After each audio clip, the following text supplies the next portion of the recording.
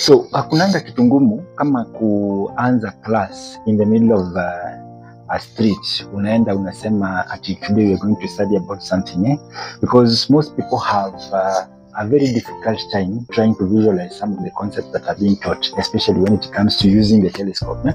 But now we have a simulation tool in the form of this VR.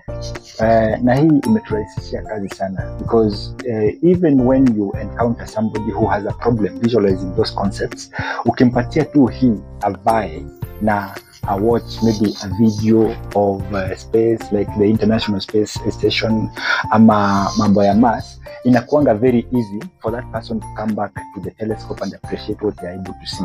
So I would really like to thank science for the invention of something like this, because hata tunaonanga kama ingekuwa hii wakati tulikuwa tunasoma, things would have been very easy.